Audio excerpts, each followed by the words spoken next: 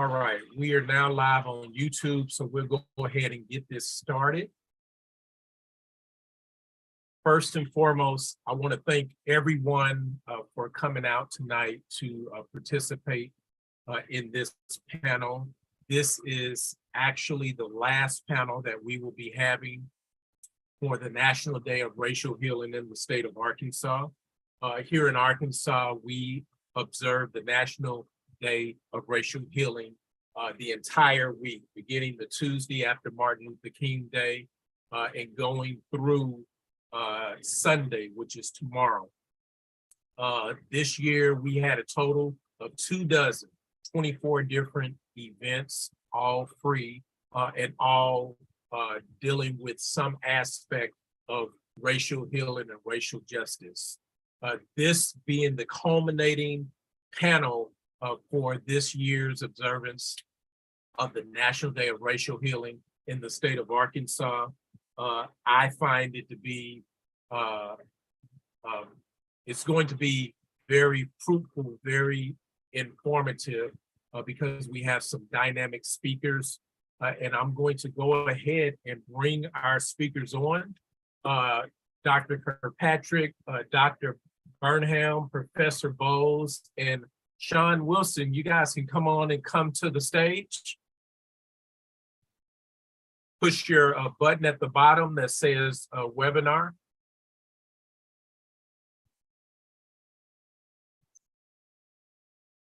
Okay, well, I'll go ahead and bring you in there.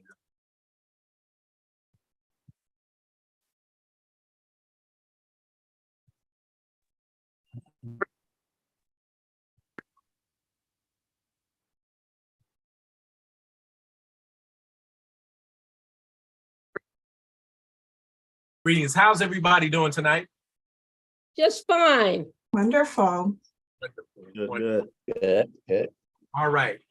First and foremost, I want to thank each and every one of you for participating in tonight's event. This is the National Day of Racial Healing in the state of Arkansas 2023, and this is the culminating panel for that particular event this year. And the topic of this particular panel is past is present. And we're going to deal with the anti-woke, quote-unquote CRT movement here in Arkansas and throughout the United States. And we're going to discuss why past is present and what we need to do to prepare for the future. This is not your mother's panel discussion, so I won't be asking a question to all four of you to let you answer it. I want you as panelists to engage each other, talk with each other, ask questions of each other, interrupt each other, disagree with each other if you so choose. I want to let all of our attendees know that we will be giving away free books for those of you that ask questions that contribute to the discussion. We have two books here, and the authors of two of those books are on here. I'm going to give them an opportunity to introduce themselves. One book by hands now known, Jim Crow's Legal Executioners by Dr. Margaret A. Burnham, and Marse, A Psychological Portrait of the Southern Slave Master and His Legacy of White Supremacy by Dr. H.D. Kirkpatrick. And also, panelists, you will be getting books as well. So you don't have to worry about that. So Dr. Burnham, I would like to go ahead and give you an opportunity to introduce yourself. You're on mute. Thank you so much. I'm so happy to be part of this National Day of Racial Healing in Arkansas and commend you for bringing us all together to talk about past is present. My name is Mark. I'm not sure how much you want me to say at the outset. Would you like me to say something about my book or? Yes, yes. Yeah. Go ahead and take about 3 to 5 minutes and say whatever you want. Thank you so much. So my name is Margaret Burnham. I am a proud graduate of Tougaloo College, and I'm a lawyer and a law teacher in Boston, Massachusetts at Northeastern University, where about 10 years ago, I launched a program called Civil Rights and Restorative Justice, the intent and purpose of which was to take a close look at legal matters from the Jim Crow era, 1930s through 1954. Most recently, with my colleague Melissa Nobles, who is a chancellor at MIT here in Boston, we put together an archive of 1,000 cases of racial terror killing in the former states of the Confederacy. And I'm urging all your listeners to take a look at that archive and to let us know what you think. It's crrjarchive.org. In connection with the archive, I also published the book. Thank you, Kwami, for giving a shout out for my book. It's called By Hands Now Known. By Hands Now Known is a shorthand that was used by coroners back in the day when everyone knew that who killed African Americans, but all lips were sealed. And so on the death certificate or on the coroner's report, the coroner would write by hands not known. And I take off on that and I say, we know the individuals, but as importantly, we know the systems that allowed this racial terror to go unchecked for so long. The book deals with three interrelated themes. It discusses the nature of violence and how it shaped and distorted African American life in the South in particular, not to say that violence was not also prevalent in the North, but I'm looking at the South. It also deals with the kind of resistance that African Americans, their newspapers, and their churches, and all their civic organizations launched, both in its radical dimensions as well as its more reformist incarnation. So I'm looking at how the resistance that occurred in that period contributed to the long civil rights movement. And then finally, I look at the role of the federal government and I ask the question, why was it that this violence was allowed to go unchecked for so long? And here I look at both the laws that the federal government could use, the legal tools that it had available to it, the structures in Washington of the DOJ, and the kind of the approach of the federal government in the 1930s and 1940s. And I describe this vacuum that occurred in our country from 1870, right after Reconstruction, right after the Civil War, when these laws were adopted, until the 1960s, when civil rights laws again became the law of the land. So you have this long period in which the federal government is in effect absent from the enforcement of constitutional rights, and in particular, the right to be free from racial violence. So that's my project. And of course, Arkansas and Arkansas cases are a large part of what I study. Yes, and when Thank you, Kwami. You're welcome. And when I read your book, I was excited about those Arkansas cases and the connection between Arkansas and Detroit. So I really appreciated that. Dr. Kirkpatrick, please take some time to introduce yourself and your work.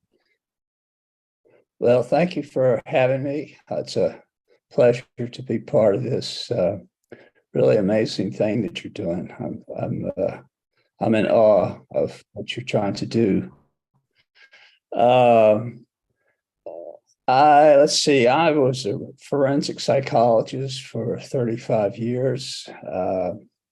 In about 2014, I learned from a high school classmate who I think may be watching this and part of the participants tonight, Jimmy Lee Kirkpatrick. I learned from him that his ancestors had been enslaved by my ancestors. And this was a total shock to me. I had no idea that my ancestors were slaveholders, and it was never discussed in my family. And learning that without question, changed my life.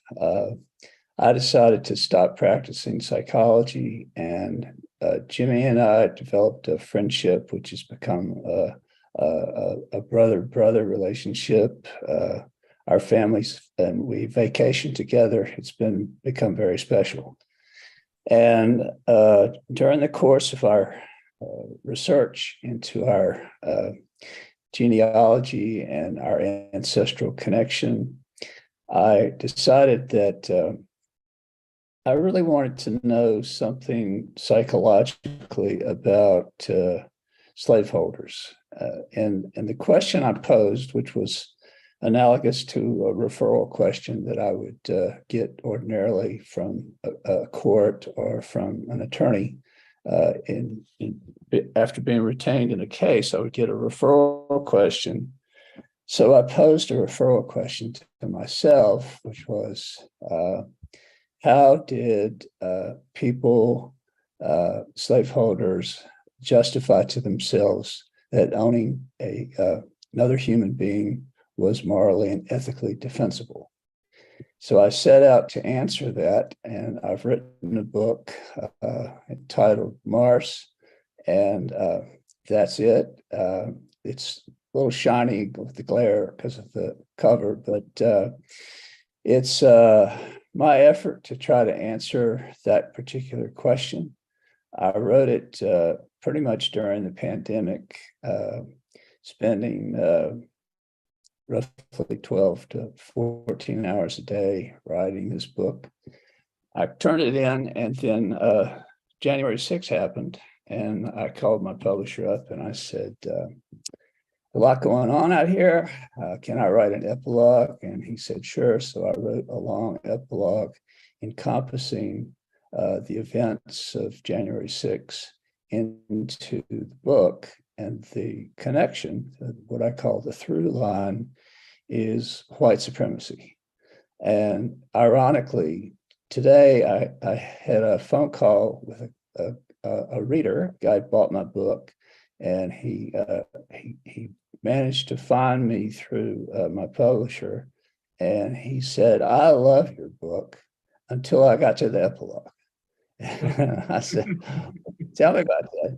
He said, I think you don't treat Trump with fairness. And I said, really? And so he and I had this 25-minute discussion about how I was unfair to the ex-president of the United States for describing him as a racist. But if you want to draw the past to the present, it's there. And that book goes into great detail about the history of slavery in America, 1930 to 1961, focusing on the small minority of men and some women who made vast fortunes off the backs of enslaved people. Thank you. Thank you. Professor Boles, please introduce yourself. And if the panelists can stay unmuted so that you don't have to keep muting and unmuting, that would be great. Hi. Good evening, everyone, and thank you, Kwami, so much for the invitation and the opportunity. Also, just thank you to who you are in our community. I'm here in Little Rock at the University of Arkansas, Little Rock, and you are really a force to be reckoned with, and you say many hard things and are always in this fight. So I want to take that moment and acknowledge you and thank you for that work that you do. So I am a professor of law at the University of Arkansas, Little Rock. I am also co-director of the recently founded Bowen Center for Racial Justice and Criminal Justice Reform. I come to that work trying to provide research opportunities for law students who come to law school very interested in pursuing racial justice work, and then kind of get, pointed to civil procedure and torts, right? Often taught without its racial context. And so we are trying to create opportunities for law students to do that work. And of course, produce research that benefits Arkansas and the region, because a lot, as Kwami alluded to, a lot of the research does not touch Arkansas, right? And we have issues here that need to be examined. I also am a former labor and employment lawyer, and I teach employment discrimination here at the law school, and I teach race in the law. So I really, I think the line of my research and scholarship that looks at how do we educate about race? How do we talk about it? What needs do our students have? I think that's what I'd like to talk about tonight. Specifically with Arkansas, when I came to Arkansas, it was to be part of some racial justice work under Professor Emerita Adwa Ayutoro, and she founded the Racial Disparities in the Arkansas Criminal Justice System Research Project. And that project convened 65 members, steering committee, and that was activists, community leaders, judges, lawyers, and we looked at sentencing disparities and released data in 2015 that did find a correlation between race and sentencing for homicide in Arkansas. And we also found a correlation in the exercise of prosecutorial discretion, found that prosecutors were overly charging Black defendants in Arkansas. And so through that work with the community, I took leadership or co-leadership of that organization when she retired. And that really led to my co-founding the center with my colleague, Dre Cummings. So we are, we're doing a lot of exciting things. We'll talk about some of it tonight. I really want to talk to our great panelists more about bringing all of the great historical context into the present context and having those difficult conversations, not only with those that are, as Kwami said, anti-woke, right, anti-critical race theory, but actually also with students that do want to have those conversations, and what do we need to do so that we can do so in a holistic way, right, so that we can educate them in a holistic way. Thank you. And last but certainly not least, we have Sean Wilson, and I would like you to introduce yourself, and after that, we'll get into our discussion. Absolutely. Thank you very much, Kwami, for the invitation. I truly appreciate you. You are my brother from another mother, you know this. And so I definitely let the panelists know that that's the extent of our relationship is we're not blood, but we close as though we are blood. Somewhere in the bloodline, I'm sure our bloods intersect. Nonetheless, my name is Sean Wilson. I am the organizing director here at dream.org, where we work to close prison doors and open doors of opportunity. Prior to my role here at dream.org, I was the campaign manager at the ACLU of Wisconsin, working on criminal legal reform, working to reform our probation and parole system in the state of Wisconsin, which is probably one of the most heinous in the country. Prior to that, I did some consulting work. I am the founder of a consulting firm called Emancipated Strategies, where I advise nonprofits on juvenile justice and how we stop the school to prison pipeline. Prior to that, I was number 403301. What that means is I was an inmate in Wisconsin's Department of Corrections for a total of 17 years. Over 20 years ago, I was sent to prison as a 17-year-old kid, where I served a total of 17 years, where I came to the conclusion that what was happening to me was a continuation of what happened to those who came before me. And what I realized also was that the current prison industrial complex, or the Department of Corrections, is a continuation of slavery.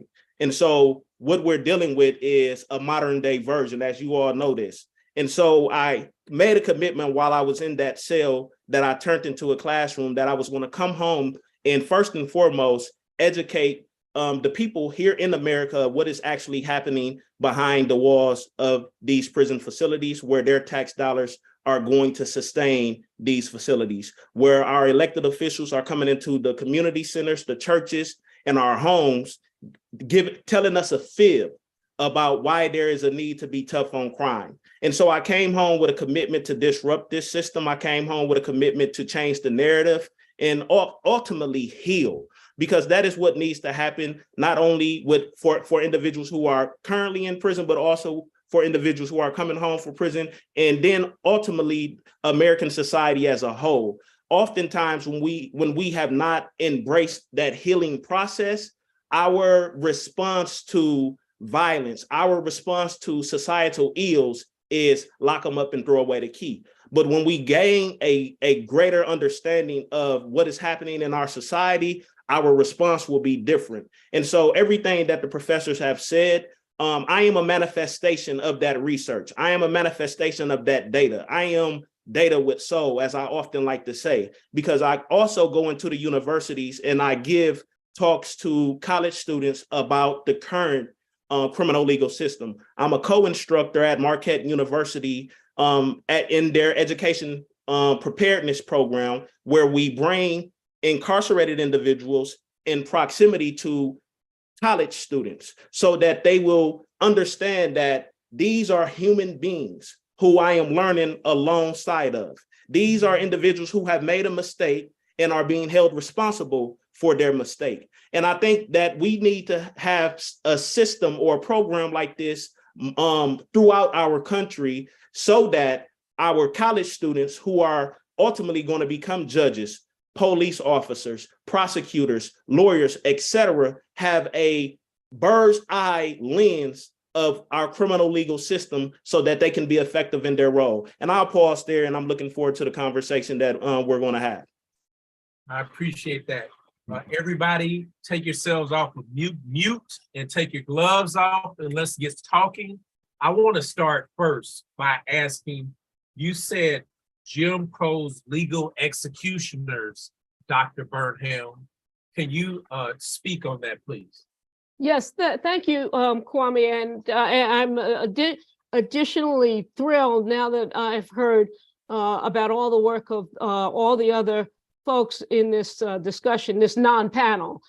So I'm really thrilled to be here. Although I do want to say, as I've said to Kwami, as I've said to you, Kwami, I'm going to have to leave, unfortunately, at 8 o'clock. But I want to be an active participant until then. And I'll say the second part of the title of the book is a reference to a book that was written some years ago titled Hitler's Willing Executioners.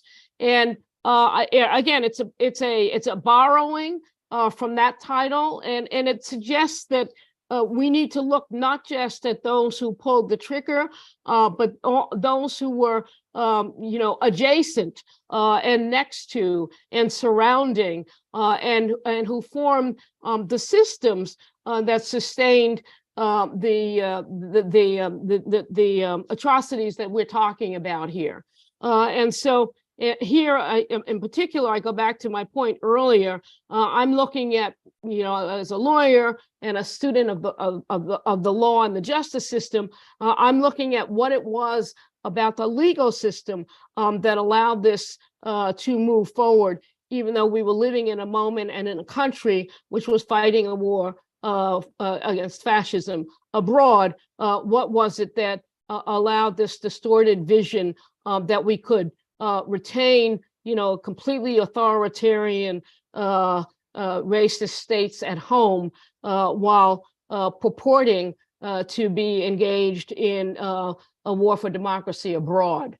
So that the title is about that. It gets not just at the individuals, but it gets at those who are implicated in other ways. I find the comparison of America to Nazi Germany to be very interesting, and even the comparison of the connection that Arkansas has. It's been documented that Hitler sent his officers to the University of Arkansas at Fayetteville to learn about race in America and about Jim Crow and slavery, so that they can go back to Nazi Germany to implement some of the things that they learned. It seems like they've done a very good job, don't you think? I'd say so, and I'll leave it to my other panelists to comment further on that, since we want this to be as interactive as it can be. I could talk for another half an hour, so let's open up the floor here, as you said. Well, I was going to ask, what would healing from the horrors of lynching, what do we really mean when we talk about racial healing in that context, that brutality? And I just last week was on the phone with my mother, and I heard my youngest child start to scream. And for the parents, there's a difference between like the whining scream and the kind of guttural pain scream. And he was screaming that kind of guttural pain scream. Mm-hmm. And it was because he overheard my husband listening to the documentary Dreamland, which discusses the lynching of John Carter in 1927, and he's 9. And to hear that brutality and that detail, and we just cried as a family, for 30 minutes. He was so angry. And so I, as a parent, and I know as legal scholars, right, we look at this in a scholarly way. And Sean, I'm interested in when you were talking about healing, what does it mean to heal from brutality? I would say, so tapping into some of my restorative justice training, I believe that healing looks like, first and foremost, understanding the harm that has been done. And I think when you begin to understand the harm that you have caused a person, then the next reaction should be, how can I help them overcome this trauma that I've perpetrated into their life? And so that's what that healing, that is what healing looks like. One, for you, because you're wanting to help this person heal from the trauma that I've perpetrated. And it also is healing for the victim, because it allows the victim to understand why you perpetrated that act of violence on them. Oftentimes, our criminal legal system takes individuals through the process, and they assume that the victim wants this person locked up for the rest of their lives. But in reality, most victims want to know, why me? Because oftentimes people are told, and we all grew up on, bad things doesn't happen to good people. So when a bad thing happened, you begin to question your goodness as a person. And so oftentimes, when we give victims the opportunity to have a conversation with someone who has caused them harm, that begins to initiate a healing process for the victim. And it also initiates a healing process for the perpetrator, who understands that I did this to this person because of X, Y, and Z. And oftentimes it is a result of a hurt or violence that was perpetrated against them initially, that perpetuated that violent cycle of harming others. And so it's hurt people. And so it's imperative that we help individuals heal when they're coming through the criminal legal process, so that those folks don't go on and hurt others, continuing this cycle of mass incarceration. Because I'm sure you all have heard stories of victims ultimately becoming the perpetrator. So we have to figure out how we can improve our criminal legal system by getting victims the resources that they need to begin healing from the harm that has been perpetrated against them. Well, if we're thinking about hurt people hurt people, and that gives us a little bit of an understanding, then let's look at the slave master and the white supremacists. They have to be hurt too, right? I think this is my cue. Absolutely. One of the books that really motivated me was by Wendell Berry. It's called The Hidden Wound. And he explores a concept that a lot of people have now begun to explore, which is intergenerational trauma. But what's often overlooked is the impact that the slavery industrial complex had on the slave master. And there was a massive amount of denial to pretend that this was a just system, that the slaves were happy, that they were part of the family, that there was no real harm being done, everybody was making a lot of money. But all that was delusional. And it was based on the premise that there's a hierarchy of races. And I think, as a white man, I can tell you that this journey that I've been on with Jimmy has helped me look at my own wound and my ancestral wound and realize that the dialogue that, from my perspective, has to happen with great emphasis is between white people about what we did and what our country did and how intense the enslavement of Africans and African Americans was towards wounding our country to the point that we're still exhibiting great effects of that wound. Still exhibiting. Yeah, and I will add that I think it's really quite well settled and widely accepted that the legacies of racial violence remain relevant to today, that they're ongoing. And here I'm putting on my scholar's hat, and I'll say that what we don't know, we know that there's a line, but we also know it's a dotted line and it's an interrupted line. And what we really don't know, what we can't really account for are the mechanisms through which this history gets, histories of racialized violence remain salient, remain relevant over the years. That we really don't know that. And so scholars are really studying, taking a really closer look at why these events of so long ago continue to shape our current lived experiences today. I will say, on the question of what healing looks like, which is the question Professor Boles got us going on, it's individual. It's the Kirkpatricks discovering each other and discovering each other's history. But it also, that I start with truth.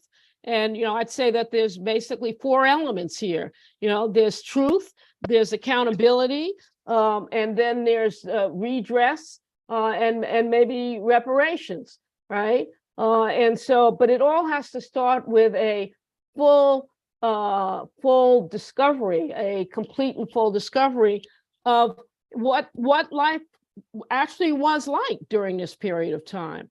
And so my work has really been focused on doing that, on doing the spade work, to dig up the cases, to figure out who the family members are who are still holding these stories as family stories as opposed to the stories of American history, right?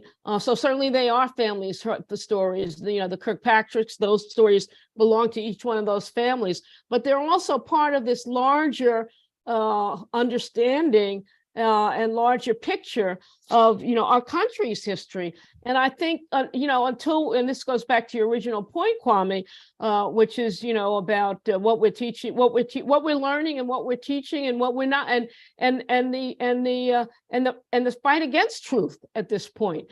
the battle on truth, the assault on truth, that is ongoing. And then to pull in what Professor Boles said about lynching, for years, people tried to whitewash the lynching era, the 1920s and 1910s, 1920s, tried to, first of all, incorporate it into white culture, white movies, white films, and so on and so forth, right? But then eventually whitewash it and, claim it wasn't all that bad and it wasn't all that pervasive. And whoever it was that got it, it was a bad person and they deserved it. They did something to deserve it. Bad things happen to bad people. So it's taken us years to get beyond that. I would say it's taken us about a good 50, 60, 70 years just to get beyond that. We didn't start getting beyond that until Emmett Till's mother, Mamie Till, said, wait, let's look at this. Let's take a closer look at that. That was 53, 54, right? That's when we started. That's when this thing started of looking, 55. That's when we began looking back and saying, wait a minute, what actually went on here? And so the discovery, the discovery of the reality of what life was like, it is still being pieced together, not just by scholars. Scholars are a piece of it, but by all of us, by people who are, activists and trying to, connect this to current issues, current policies, and by people who are one-on-one on this, writing about it, thinking about it, changing their lives because of it, like Dr. Kirkpatrick. With the strength and the force that is being exerted in this whitewashing campaign, somebody is benefiting from that. Who? Why? Let me say this. Let me say this at this moment.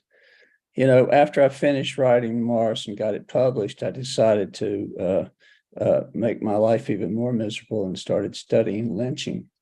And I've looked at so many descriptions, both in newspapers of the time and drawings, etc. And many of the lynchings were experienced as entertainment, and families would, by the thousands, go to these events, these horrible, horrible murders, and they would take their children and they would sit and watch. And I began to think, what's the psychological impact on a 7-year-old? Just as was described about overhearing the discussion on TV about the lynching. What was it like to see this? What was inherited? What was implanted in the DNA, particularly of the South, but not lynchings were all across the country. But it's almost beyond my capacity to understand the nature of human evil and the nature of human hatred to just fathom just how deeply wounded children who watch this with their parents and their relatives' blessing, what did they take into their own parenting and then pass on to their grandchildren and great-grandchildren, et cetera.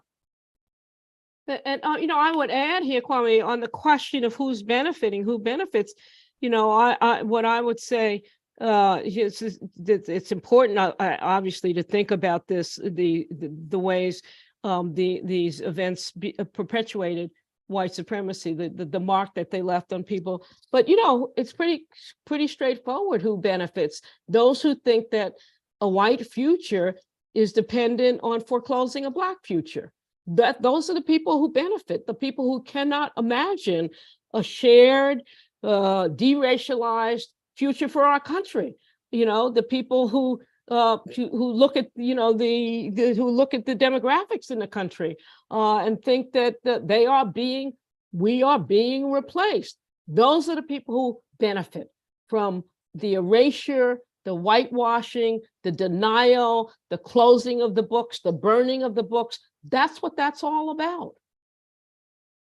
That is really what brings home to me the scope of what we're dealing with, because you not only need the truth, but you need the tools, right?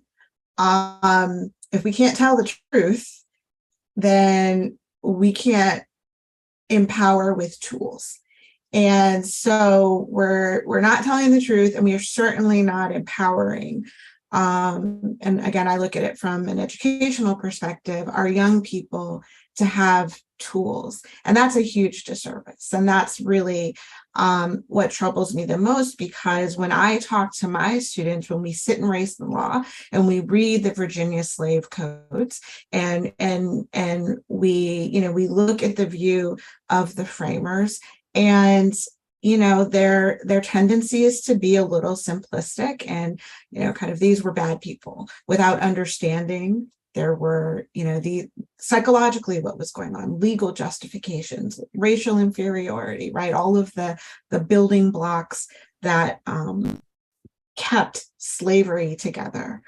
And so we have to, when we think about healing, we have to think about being comfortable telling the truth, and then we have to tell our young people how to dismantle, right? Use these tools, and that, you know, that is what I think about with, you know, my 9-year-old's reaction, that he's not, you know, we are trying to do that truth telling at home because they're not getting it in their curriculum.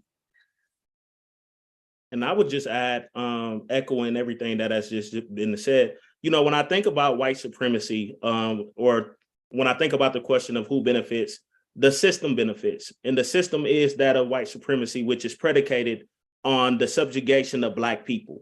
And those individuals who not only believe that a white future isn't available or sustainable unless Black people are subjugated. And when I say those people, I'm not only just talking about white folk, I'm talking about Black folk and brown folk, because there are Black and brown folks who also perpetuate the system of white supremacy, racism, knowingly and unknowingly. And so I think that those are the people who benefit. The systems benefit from all of this. Well said. Mm-hmm. I want to share a couple of comments that are in the Q&A session. Revolt says they benefit from free labor in the prison system. The prison system is somehow connected to slavery, is it not? Yes, it is. It is definitely connected. It's not connected. It's a continuum. That's a continuum. Okay. I want us to make sure that, you know, that's how we're describing this system. It's a continuation of slavery. We just put a new name on it. As they say in the South, you put lipstick on the pig, it's still a pig. And I just moved from the South. I'm just a young Midwest boy. But now I'm in the South. I'm getting plugged into the Southern lingo. Well, you know, I would say two things. I would say in general, the prison system that we know today has many features that call slavery to mind. But I also think that it's important to have some, you know, to have some sense of you know, what historians call periodization. You know, it's not a direct line from slavery to mass incarceration. Mass incarceration, as we know it today, really begins in the 1960s in our country, right? Not before that. We didn't have numbers of people in prison that rivaled every other country in the world back in 1950, 1940, and 1930. We just didn't have it. That wasn't our prison system. Was it brutal? Was it racist to the core? Was it disproportionately disastrous and deadly for African Americans? Of course, all those things are true. But the kind of mass incarceration that we see today, where which is sort of characterizes and describes the country we have today, perhaps more than any other phenomenon, mass incarceration is really what the country is all about. That really begins with policies that start in Washington in the 1960s. And I think it's important to make that distinction. Thank you. I appreciate that. And I'm looking at the time. I know that you have to go, Dr. Burnham, and I do have a hand up. Somebody's ready to ask a question. But Revolt, what I want to do right now is, since Dr. Burnham has to leave in 10 minutes, if anybody has a question for Dr. Burnham, I'd like them to come up first. Revolt, are you good to ask a question to Dr. Burnham?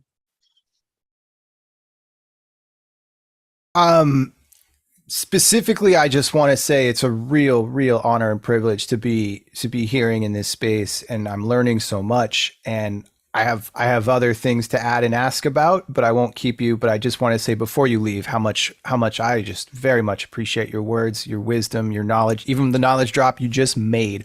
I've never even been told, researched, nothing about the prison system before 1960. That is not even a sentence that's in our schools, So I'm going to go research that now, and thank you. Okay, thank you.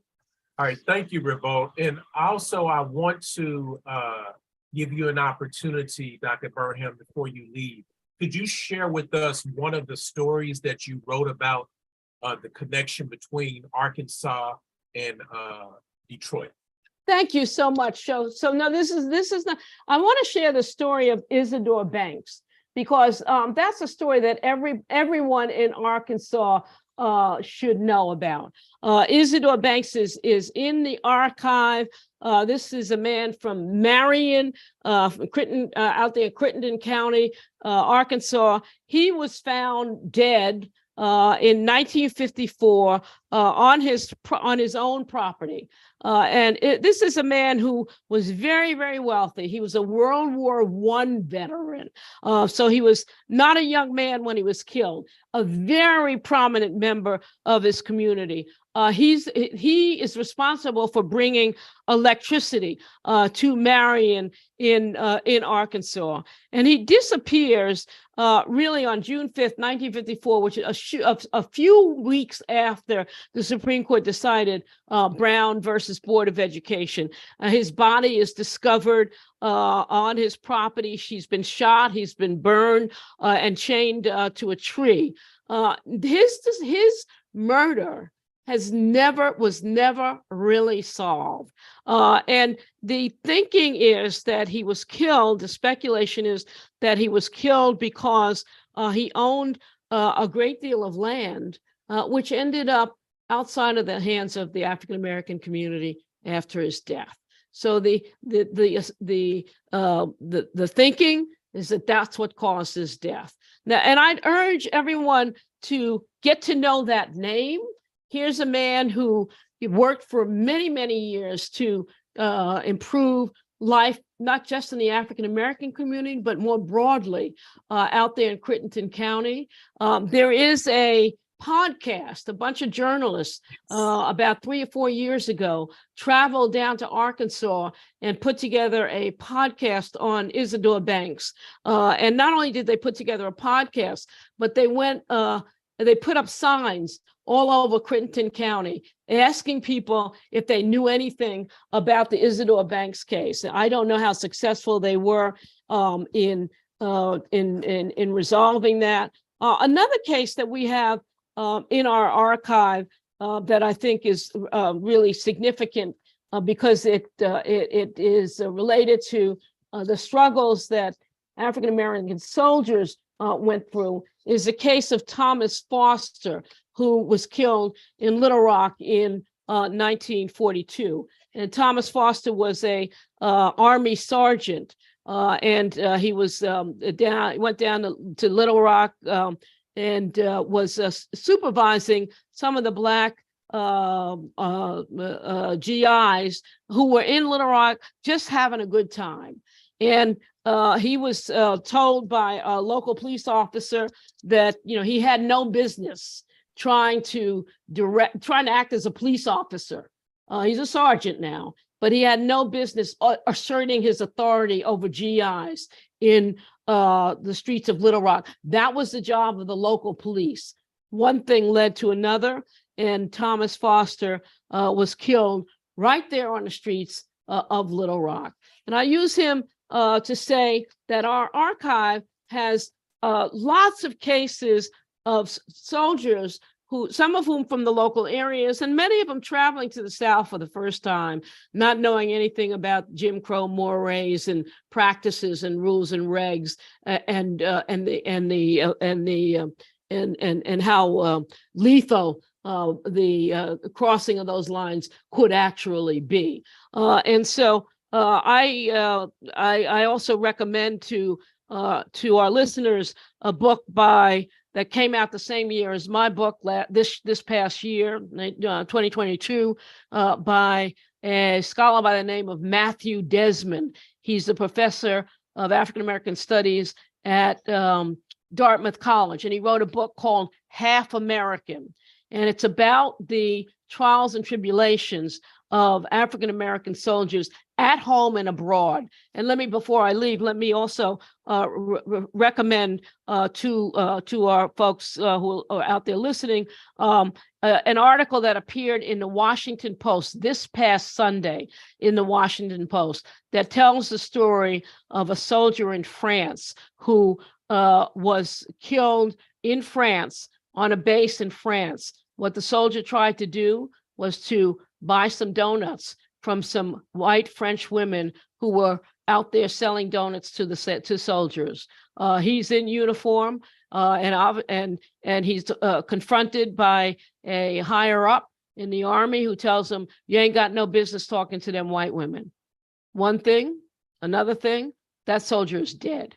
And this story was only recovered in its fullness by a journalist who began to look at the facts and find the family and publish the story in this past summer.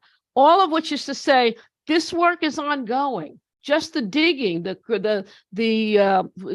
so much we do not know, and there's so many families out there who were affected by these events. And the wife of this man who was killed. His name is Left Right, the soldier who was killed, whose story is told in the Washington Post. She died in 2009. She didn't get a dime from the U.S. Army, from the U.S. government, U.S. Army or anything. She lost her husband. She's pregnant with a child when he went over there to fight. And he's one of many. And so we just have a lot of work to do to bring, and let me just say, with all due respect to the work that is being done around slavery by Dr. Kirkpatrick and so many others, that is so critical. It is also true that the folks who lived through Jim Crow in the 1940s, 1935 to 1955, 1960, they are still alive. Their stories have not yet been told. Yes. Their stories have not yet been told. Those folks who are laying dead, who left loved ones behind in 1942, 1943, the Thomas Fosters and Isidore Banks of this world, their families are looking for their inclusion in American history. And those people who died, they are not at rest. They're not at rest until what happened to them becomes part of the fabric of American history. Thank you. We appreciate that.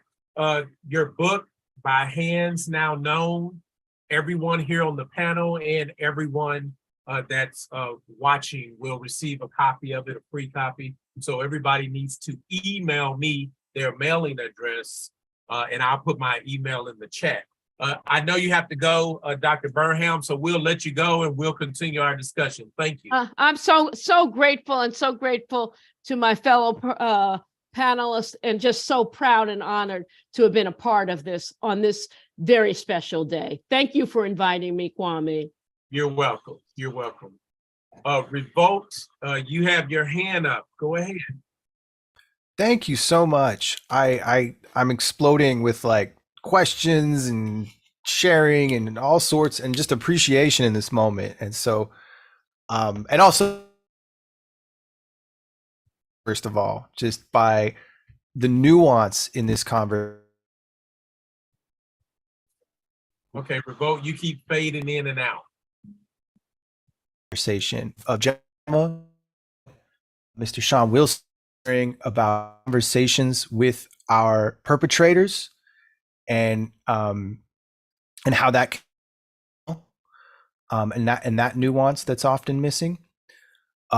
I apologize, I'm a little late. It was actually difficult to get into this meeting because there was a requirement to have like an account set up, and like this whole thing, it was tricky. It wouldn't let me just register. I had to like have a special account to then register, and just wanted to give that feedback too, because you might have more people I'm sure you have more people that really want to be here and be part of this amazing conversation. And I just I wanted to share also a little bit, and sorry, the text is kind of small. Dr. Kirkpatrick, is that correct? That's correct, yes. I really appreciated what you were sharing as well, and I wanted to speak to some of that, if I may. First off, though, I want to say that the most common thing that I think is so silly is the conversation of, I heard a maybe reparations, and reparations is a no-brainer. We can take that $850 billion that the Defense Department gets passed. They just got passed in December. $858 billion for more war around the world. Give that to African Americans. The money's already there. Stop making war and just hand it to the folks that are still feeling from the abuses of the not so distant past and actually the present. As some of you are probably familiar, there's even a battle right now to stop Cop City from being built in Georgia, and that whole continuation of the state perpetrating. They're building urban warfare over practice grounds over there, to use against communities of color. Revolt, can you definitely go ahead and get to your question, because we have a couple of other people that have their hands up to ask questions too. Absolutely. Absolutely. Gosh, I have so much to say. I understand. Yeah. No, I totally get it. I think my question, the number one thing that I've found that is really difficult. So I'm hailing from the San Francisco Bay Area, and the conversations here are really different. This is what I would call the epicenter of political correctness, and everything here. It's not about what you mean. It's not about what you do. It's all about the exact words that you said, and those are going to be picked apart. And in the past few years of the Silicon Valley, here in the rise of the technology misinformation and disinformation that has just proliferated like a mushroom around this world, it's made it so that as a person who's white, who tries to be an ally, I don't say I am an ally. I don't think white people can make that distinction themselves. I think we can try to support. It's never been a harder time to do that.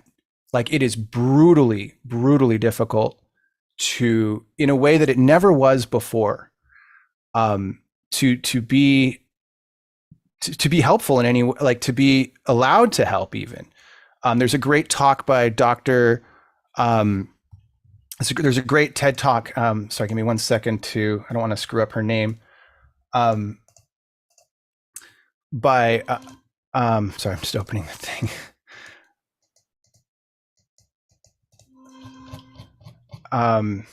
Sorry, give me a second. Let's go ahead and get to your question. Yes, thank you. So yeah, my question is, what advice do you have for folks that are told, for example, one of the things we're often told nowadays is don't speak up for about the injustices. Don't protest, don't try to organize a protest. Your job as a white person is to listen. And that is all you should do, is listen. And what do folks here think about that? I'm curious to know, what do folks here think about that? And what would each of you, I guess, say is the way that as a white or white identifying person, we can support the struggle for equality?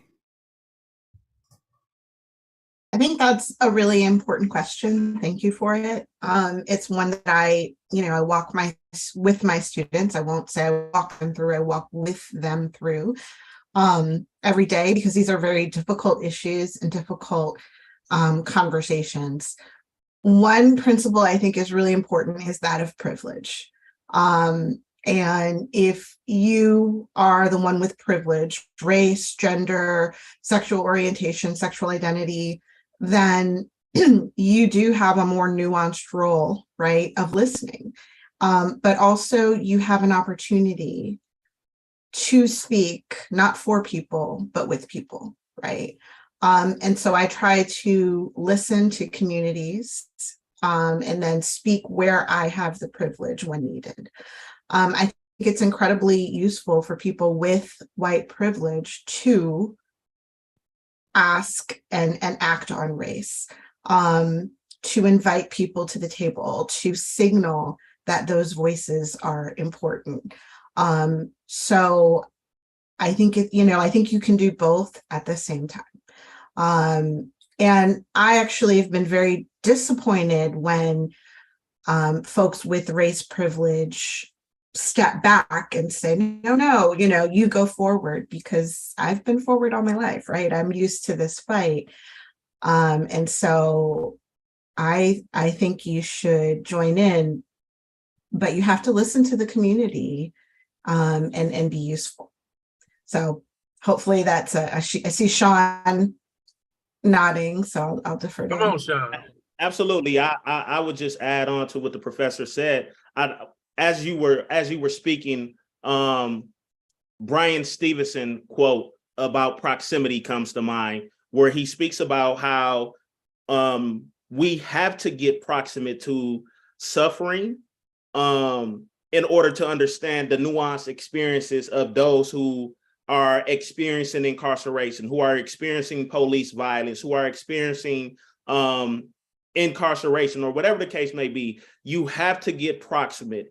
And in that proximity, you will begin to understand what your role is in that moment and outside of that moment. Those individuals who have that race privilege that the professor spoke to, you have to raise your voices in those spaces where there are other white people present who do not understand what you just experienced as a result of your proximity.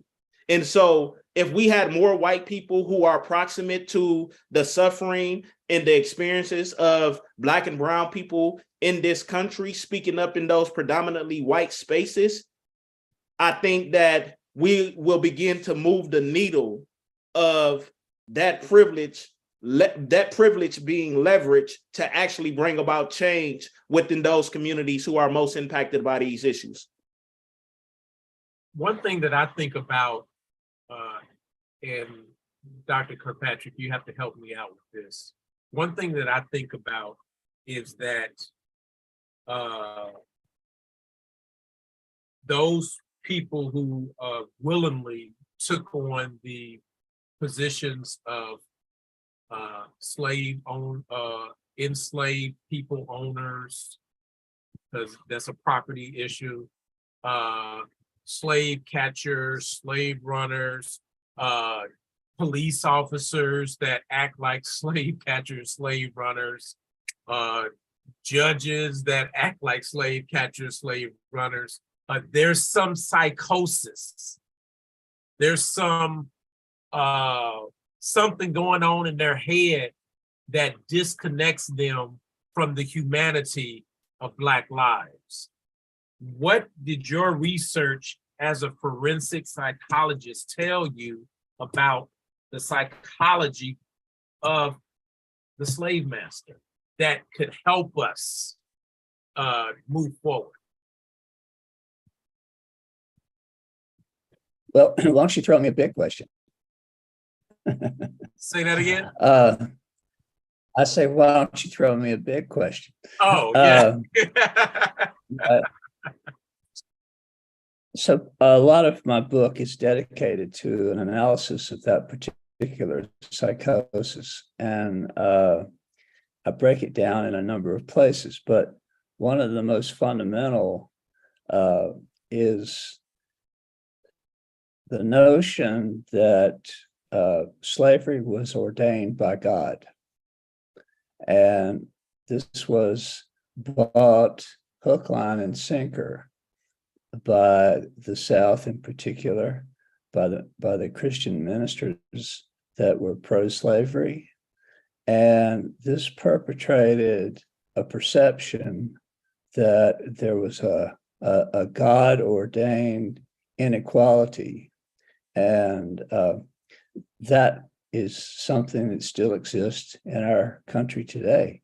The white Christian nationalist movement, which is pretty strong, still takes the position that there's an inherent inequality, and it can't be undone. And fear is probably the basis of that, as far as I'm concerned as a psychologist, is the fear that drives the so-called replacement theory that's underneath a lot of the decisions that a lot of our politicians are making. What does, you brought up fear. What does scarcity have to do with this? Because one thing that I think about, particularly how laws are written, Professor Boles, they're written with some economic intent, some economic preservation, some resource allocation. How is our criminal justice system functioning to continue to perpetuate the slave mentality and at the same time to extract resources and to guard other resources? That just came out of nowhere. So About to say another really small question. You know, I think it's really important to make a distinction here between individual racism and structural racism. And that when you're talking about the criminal justice system or many systems, we're talking about perpetuating laws and structures that have existed for centuries. And so we can't look and take this slice of time. And we don't know all of the ways to disentangle what happened centuries ago. And I think that's important because there's a lot of people that are motivated to disentangle those ways, right? It's been the subject of a lot of study and attention, not enough, but an increasing amount. But we have to accept it as something that lives on despite individual racism and lives on despite individual bias. And so to your question about laws, if you don't have a law that is specifically aimed at dismantling, right, past and present disparities, then you will perpetuate those disparities. So we have to take a race conscious approach. It doesn't even need to be as nefarious as kind of, we're still trying to discriminate against Black people, right? We have to be conscious about dismantling the past effects. thank you. I appreciate that. We have another question. I'm bringing Donald on. He has a question. Donald, go ahead. Well, thank you. I think that the last discussion has pretty much answered my question, but let me just, and actually I have this from two perspectives. One is, as an individual, my ancestors immigrated to rural Midwest after the Civil War, and that's where I grew up.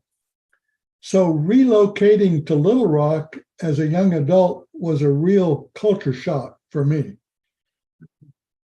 Now, 30 years later, as a privileged white male who considers himself a peace and justice activist, what is the most important thing I can do to promote racial healing? So that's the individual question. I'm also a leader in an organization that works on peace and justice issues. And we are not very diverse. So what can I do as the leader to help bring us to that proximity that Sean was talking about? I can hop in here before I hop. I've gotten the evil eye twice from my wife because I've gone over. So Kwami, you're getting me in trouble. Tell her we just got 15 minutes, just 15 minutes. Well, she only gave me 2, so okay. So I'll be real brief in answering that question. I think within the broader movement for criminal legal reform over the past 10, I would say about 10, maybe 15 years, a quote was coined by a gentleman by the name of Glenn E. Martin, who said that those who are closest to the problem are closest to the solution, but furthest away from the power and the resources to change their condition. And so in making that quote, in making that statement, what he meant by that is that in order for us to begin to solve the problem of mass incarceration, we have to begin to have conversations with those who are proximate to the system of mass incarceration, those who have been directly impacted, those who have spent 365, 24/7 inside of a Department of Corrections or inside of a cell, essentially.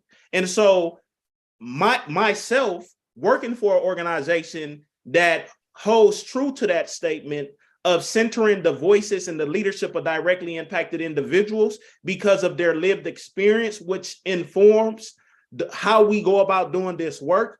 I will say to you, Mr. Walter, that I will begin to bring individuals into your organization who have that lived experience, who will be able to offer you a lens that you may not get from someone who just have that academic experience.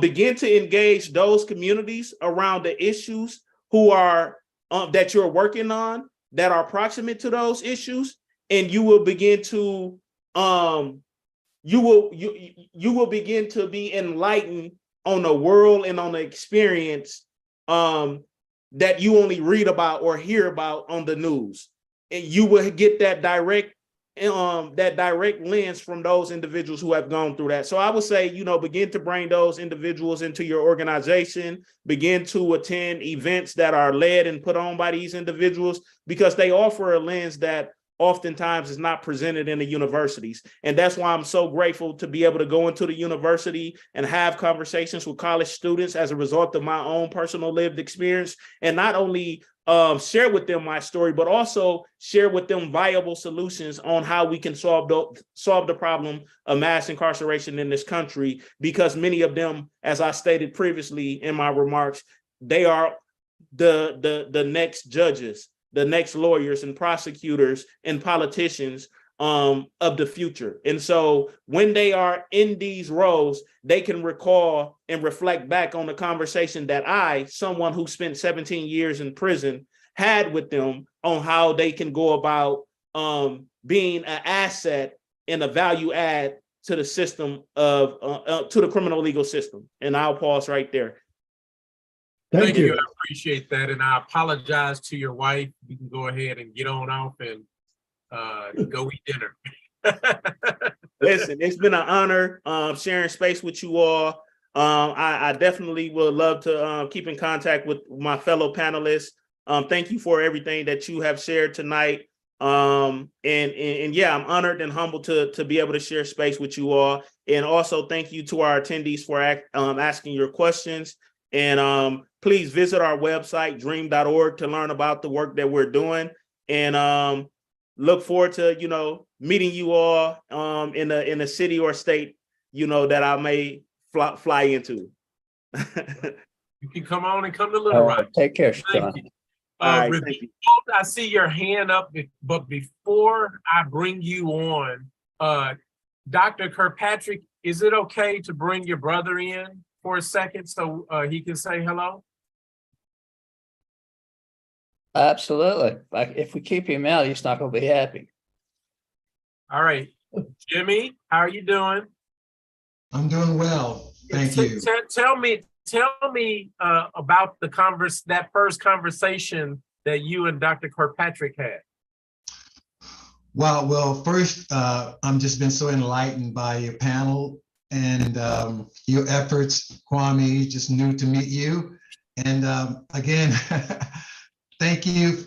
Having kids myself, I know how that is. And just thank you for doing what you're doing. And again, I was just living my life, and I live now currently here in Portland, Oregon. And sometimes as things happen without your control. And my background and my history growing up in segregated Charlotte, and being one of the first African Americans to integrate school systems is where I met Dee, with the first Black athlete to transfer into school that Dee attended.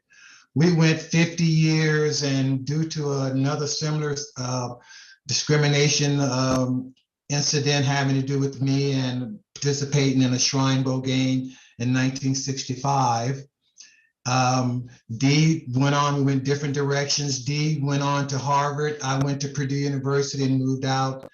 There was a story about this incident, my being dismissed from the Shrine Bowl. Anyway, I had started to do research on my family and genealogy, and gotten in touch with a researcher who had found documents and church sessions that identified my ancestors, a man born in 1853, and who he was enslaved to. And it just happened to be the same given name as Dee. Dr. Kirkpatrick there, Dee to me. And so another story brought Dee and I together. We had a conversation on the phone. I saw that his name, he went by the name Dee, but I saw in his letterhead, it was signed H.D. Kirkpatrick. I just out of the blue asked him what the initials was, and he said it was Hugh. And I basically said, hey, I have some news to share with you. I've been studying and looking in your family background, and your 4-time great grandfather owned my 3-time great grandfather before the Civil War, and that's kind of how it happened. I didn't know Dee. We hadn't seen each other in 50 years. Didn't know how he would respond.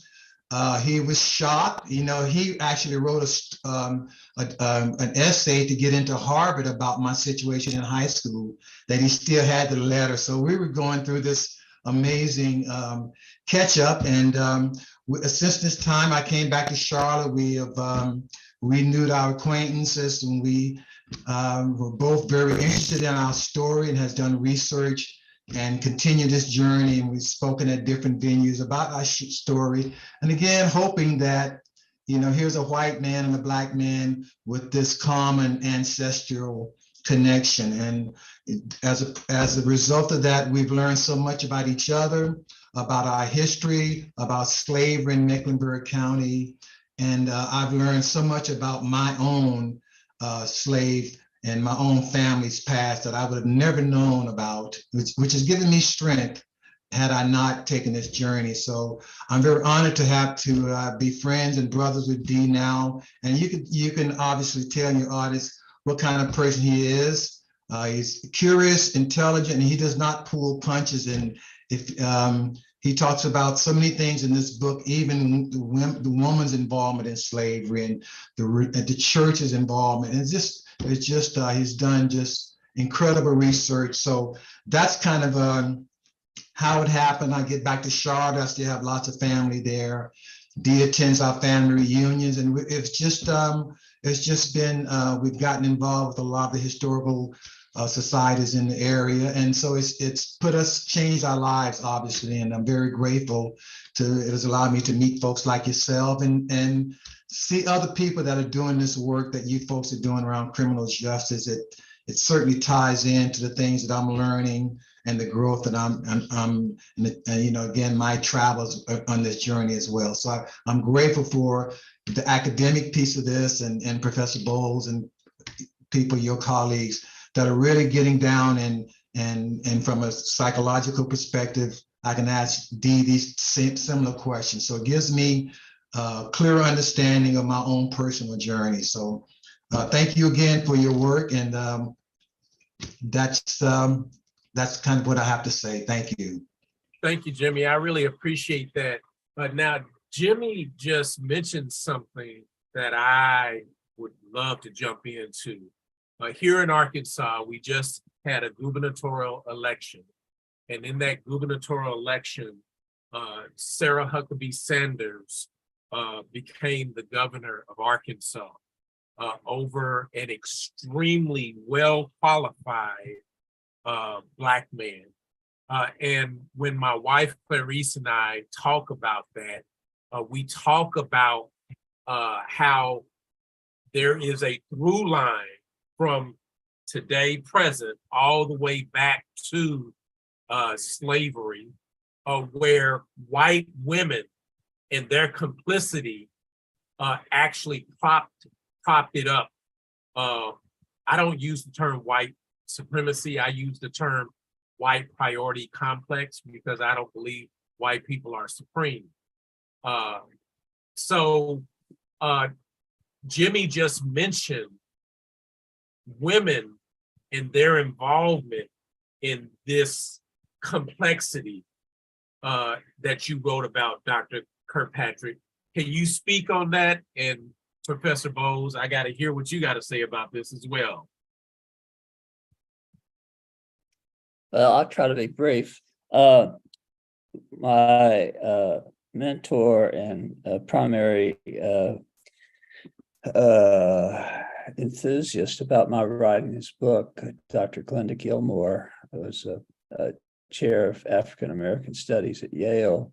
She said when I started getting into writing about slavery, she said, "Don't forget about the women." And I said, "What are you talking about?"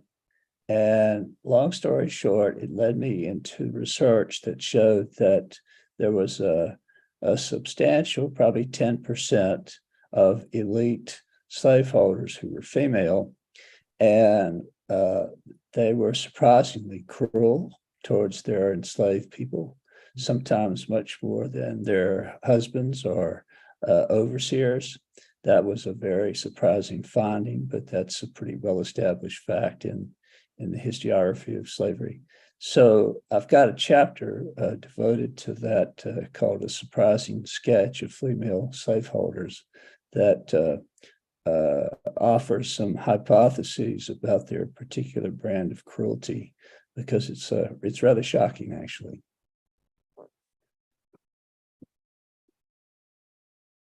So I'll just, I know we're running out of time, but just make a clear statement that we cannot heal unless we really pay particular attention to Black women, to Black girls, to women of color.